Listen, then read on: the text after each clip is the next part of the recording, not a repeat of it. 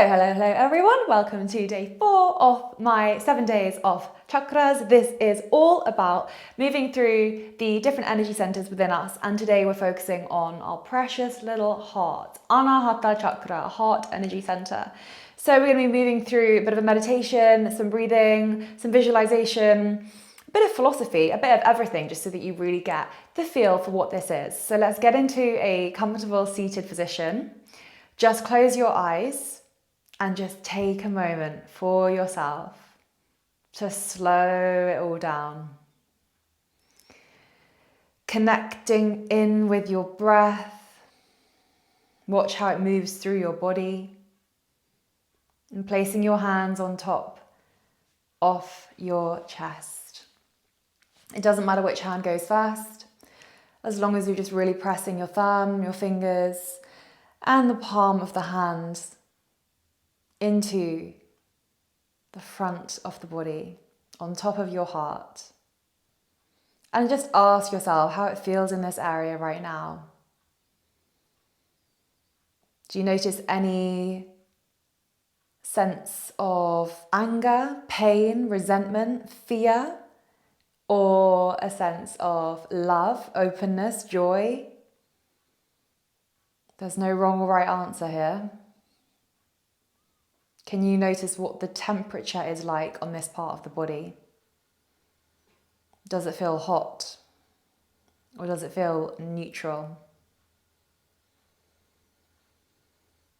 Breathing deeply, shoulders relaxed, no tension through the forehead, soften through the jaws. Just watching what comes up, observing the emotions. Accepting them and allowing them to be there, regardless of what they are.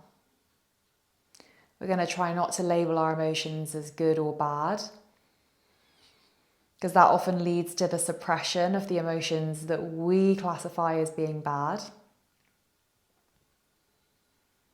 But instead switching our mentality to view the emotions as just being neutral. And realizing that actually so much of the emotions that come up, the way that we view them, has a bigger impact on how they live within us.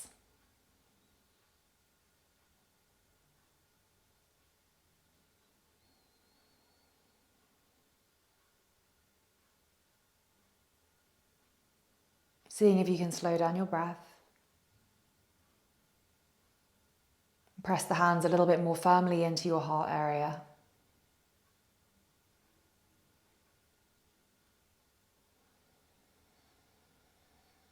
When I ask you to think about the topic of love, how does it make you feel? Do you feel loved? And do you give love? Is this an easy topic for us to talk about, or is this a little bit of a tricky one?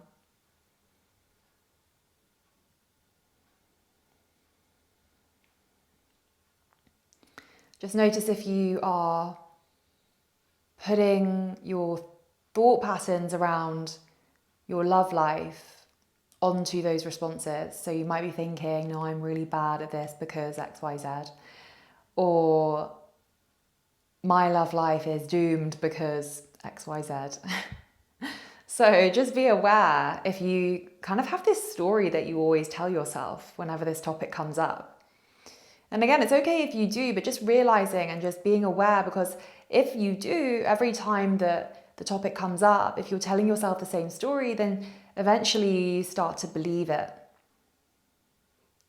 So we are trying to move a little bit further away from this preconceived notion that we have. We're trying to be a bit more aware so that we can be more loving towards ourselves in the practice of talking about the topic of love. So switching it up now to thinking about how kind you are to yourself. What is the discussion that's going on in your head? Are you nice to yourself? Or are you judgmental? Are you cruel to yourself? Do you harbour any regret? Do you hold on to anything? And firstly, pretty much all of us would answer, yes, we are holding on to something, and no, we're not always that nice to ourselves. So again, totally fine if that's your response. But the minute we're aware of it, the minute we have the ability to change it, we've got the option to then switch it up. So staying in that state of awareness for a little bit longer. Still keeping the eyes closed if that feels safe for you. And let's come into a visualization. And all of these energy centers, these chakras, they have a color that's associated with them. And the color for the heart is green. So I want you to visualize this giant green orb of energy, this positive healing light that's just placed gently on top of your heart, hovering above it. And you can feel the juice and the goodness of this green energy, almost like it's the color of the grass, like a really brightly colored field, healthy looking field. And just start to breathe that energy in. And imagine that big orb of green energy kind of sinking into your chest, releasing any tension. If it feels really hot in this area, that orb is going to feel a little bit more cooling. If you're feeling really cold in this area, the orb's going to feel warming. So adjust it according to you. Adjusting the size of that energy, the size of the color, the size of the orb. How much more can you breathe in? Can you allow into your body? And in your exhalation, you can let everything that's holding you back, just let it release, let it go. Breathing in that green light. And exhale, releasing any stagnation. Breathing like that. Inviting in compassion, letting go the fear. Breathing in love. Exhaling resistance. Good, stay where you are. Continuing with the breath, keeping the hands exactly where they are. I'm going to just do a little reading for you from Swami Rama's Living with the Himalayan Masters. It's a really lovely little fable that I'm going to talk you through. So keeping the eyes closed, remembering to still breathe, sitting up nice and tall, and just listening to this fable. It's called In a Tiger's Cave. Once I was travelling all alone in Tarai Bavar toward the mountains in Nepal. I was on my way to Kathmandu, which is the capital of Nepal. I walked 20 to 30 miles each day, and after sunset I would build a fire, meditate, and then rest.